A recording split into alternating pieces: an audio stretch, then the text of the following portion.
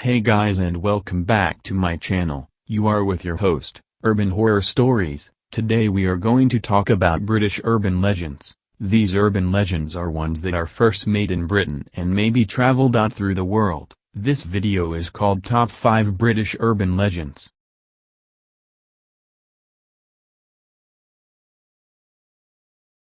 There is no doubt that Bodmin Moor is a creepy place.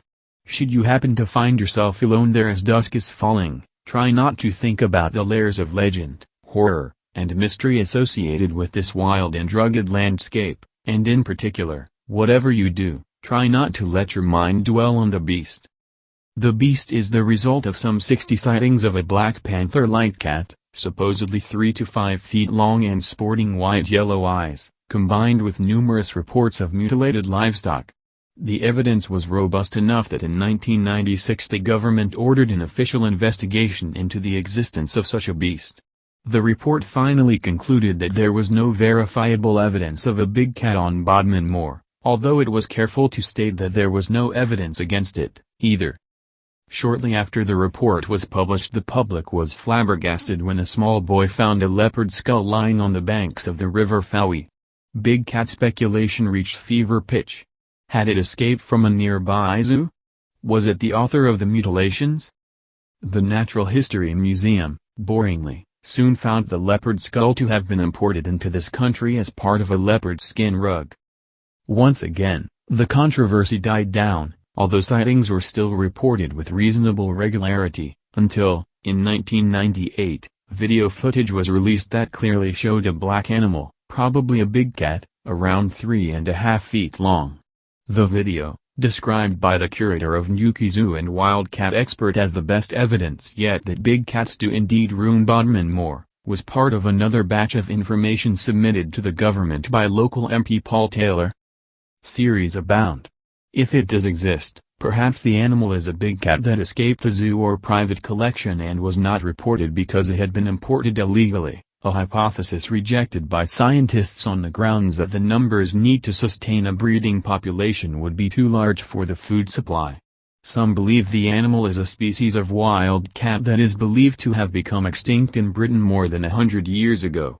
Some, after reading reports not just hissing or growling but of sounds like a woman screaming, are inclined to blame the paranormal. Meanwhile, the sightings continue.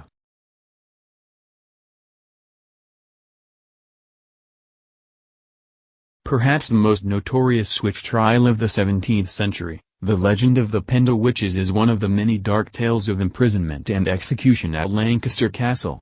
12 people were accused of witchcraft, 1 died while held in custody, 11 went to trial. 1 was tried and found guilty at York and the other 10 were tried at Lancaster. Only 1 was found not guilty. It was an unusual trial in that it was documented in an official publication, The Wonderful Discoveries of Witches in the Counties of Lancaster, by the Clerk of the Court, Thomas Potts.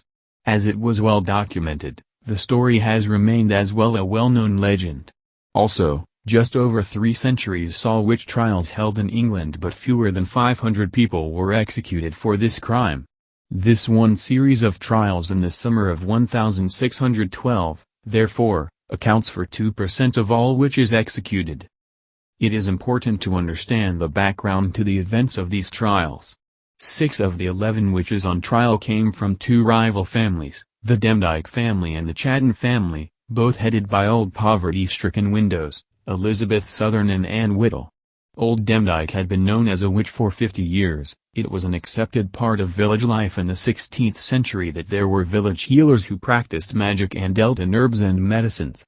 The extent of the spate of witchcraft reported in Pendle at this time perhaps reflected the large amount of money people could make by posing as witches. Indeed, it was a time when witchcraft was not only feared but also fascinated those from common village folk to King James I.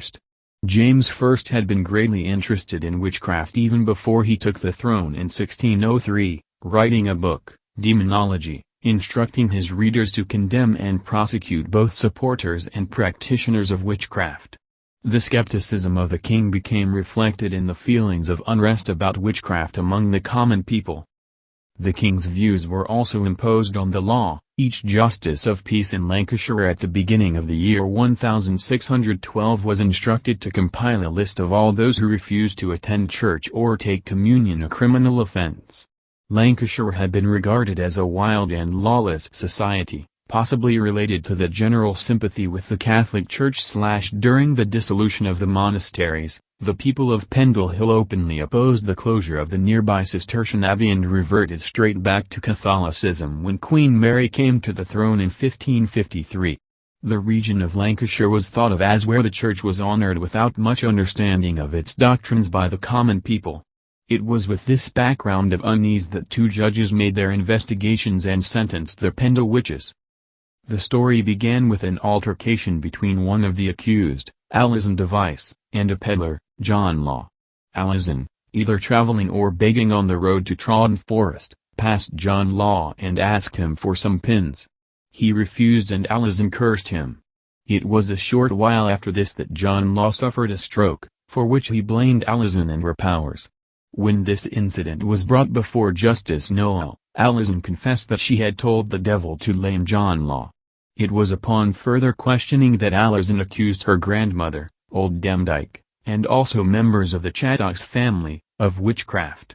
The accusations on the Chattox family seem to have been an act of revenge. The families had been feuding for years, perhaps since one of the Chattox family broke into Malkin Tower and stole goods to the value of £1. Furthermore, John Device blamed the illness that led to his death on Old Chattox, who had threatened to harm his family if they did not pay annually for their protection. The deaths of 4 other villagers that had occurred years before the trial was raised and the blame laid on witchcraft performed by Chattox. James Demdike confessed that Alison had also cursed a local child sometime before Elizabeth, although more reserved in making accusations, confessed her mother had a mark on her body, supposedly where the devil had sucked her blood, which left her mad. On further questioning both Old Demdike and Chattox and waited for trial. The story would have ended there had it not been for a meeting held at Malkin Tower by James Device, for which he stole a neighbor's sheep. Those sympathetic to the family attended, but word reached the judge, who felt compelled to investigate. As a result, a further 8 people were summoned for questioning and then trial. The trials were held at Lancaster between 17th and 19th of August 1612. Old Demdike never reached trial. The dark, dank dungeon in which they were imprisoned was too much for her to survive. 9-year-old Janet Device was a key supplier of evidence for the Pendle Witches trial, which was allowed under the system King James. All normal rules of evidence could be suspended for witch trials. Someone so young would not have been able to supply key evidence against Elizabeth. Elizabeth had to be removed from the court screaming and cursing her daughter. Some of the Pendle Witches seemed to be genuinely convinced of their guilt, whereas others fought to clear their names. Alison Device was one of those who believed in her own powers and was also the only one on trial who was faced with one of their victims, John Law. When John entered the court, it is documented that Alison fell to her knees, confessed, and burst into tears. In conclusion, it seemed to be a range of exceptional circumstances that led to the extent of these witch trials. Indeed, Lancashire was exceptional in the number of witch trials that were held, in comparison to other regions that experienced the same degree of social depravity. The money that could be made from claiming powers in witchcraft in the 17th century probably caused the declarations made by the two families. They may have been in competition for the best reputation in the area. This backfired and the wild accusations escalated, fueled by a general feeling of unrest and fear of witchcraft across the county, making this the biggest and most notorious witch trial.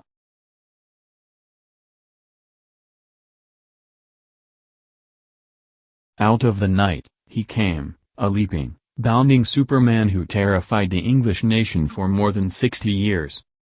At first, tales of the devil-like figure who leaped from rooftop to rooftop was accepted as hysterical nonsense. But in January 1883 this strange creature received official recognition when a barmaid, Polly Adams, was attacked while walking across Blackheath in South London. Mary Stevens, a servant girl, was terrified by what she saw on Barnes Common, and in Clapham churchyard a woman assaulted Lucy Scales, A butcher's daughter was attacked in Limehouse and Jane Alsop was almost strangled by a cloaked figure in her own home before her family managed to beat off her attacker, at which point, he leaped and soared off into the darkness. Jane Alsop described her unhuman attacker to London magistrates. He was wearing a kind of helmet and a tight-fitting white costume like an oilskin, and he vomited blue and white flames. The Lord Mayor of London, Sir John Cowan, received complaints from several parts of London describing a demonic creature with eyes like balls of fire and hands like icy claws, and able to bound from rooftop to rooftop. The police did not dismiss these stories, and even the Duke of Wellington, although aged nearly 70, went out armed on horseback to hunt and kill the monster. Who was this mysterious fiend who roamed London attacking a woman? During the 1850s and 60s, Spring-Heeled Jack was also seen all over England, particularly in the Midlands. The army in 1870 set traps to catch him after scared sentries reported being terrified by a man who sprang onto the roof of their sentry box. Also in 1870, angry townsfolk in Lincoln are reported to have shot at him in the streets, but he just laughed and bounded away, leaping over fences and even small buildings. For a while, as no one really had any idea who he was, suspicion rested on the eccentric young Marquis of Waterford, but he was never vicious, even though he was considered wild by Victorian society, and been branded Mad Marquis. Spring-Heeled Jack was last seen in 1904 at Everton in Liverpool, bounding up and down streets, leaping from cobbles to rooftops and back. He vanished into the darkness when some brave soul tried to corner him, and he has not been seen since the day to this. The puzzle remains, who is Spring-Heeled Jack?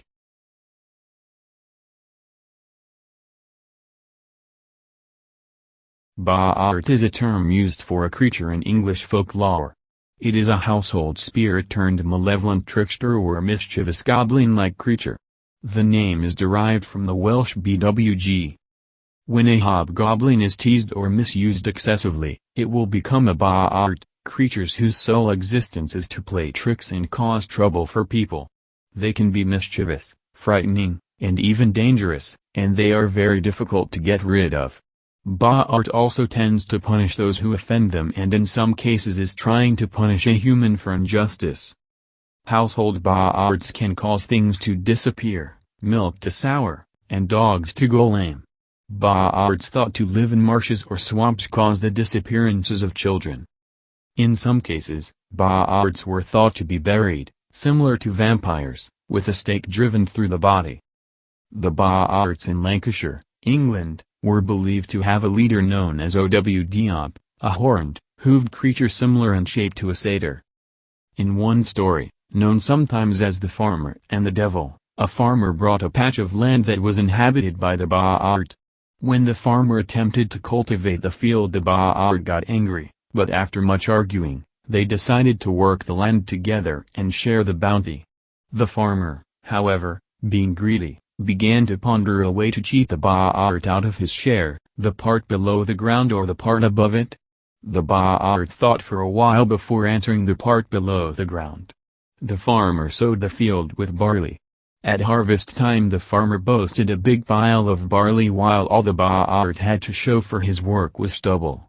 It flew into a rage and screeched that next time it would take what lay above the ground. The next time the farmer sowed his field with potatoes. At harvest time the farmer laughed as he claimed his massive pile of potatoes, while the Baart was yet again left with nothing to show for his efforts. Simmering with rage, the Baart stormed off, never to return again. Baarts vary in size and general appearance, but many are depicted with humanoid features. Baarts, though usually small, could be as big as a small calf.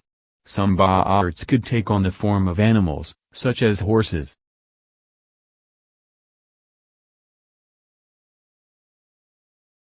Falkirk in Scotland is home to the Kelpies, the largest equine sculpture in the world. Unveiled in April 2014, these 30-meter-high horsehead sculptures are situated in Helix Park near the M9 motorway and are a monument to Scotland's horse-powered industrial heritage. But what are Kelpies? A Kelpie is a shape-changing aquatic spirit of Scottish legend. Its name may derive from the Scottish Gaelic words Kelpie or Colpack, meaning heifer or colt. Kelpies are said to haunt rivers and streams, usually in the shape of a horse. But beware, these are malevolent spirits. The Kelpie may appear as a tame pony beside a river. It is particularly attractive to children, but they should take care, for one on its back, its sticky magical hide will not allow them to dismount. Once trapped in this way, the Kelpie will drag the child into the river and eat them. These water horses can also appear in human form. They may materialize as a beautiful young woman, hoping to lure young men to their death. Or they might take on the form of a hairy human lurking by the river, ready to jump out of unsuspecting travelers and crush them to death in a vice-like grip. Kelpies can also use their magical powers to summon up a flood in order to sweep a traveler away to a watery grave. The sound of a Kelpie's tail entering the water is said to resemble that of thunder. And if you are passing a river and hear an unearthly wailing or howling, take care, it could be a Kelpie warning of an approaching storm. But there is some good news. A Kelpie has a weak spot, its bridle. Anyone who can get hold of a Kelpie's bridle will have command over it and any other Kelpie. A captive Kelpie is said to have the strength of at least 10 horses and the stamina of many more and is highly prized. It is rumored that the MacGregor clan have a Kelp's bridle, passed down through the generations and said to have come from an ancestor who took it from a Kelpie from near Lochslocht.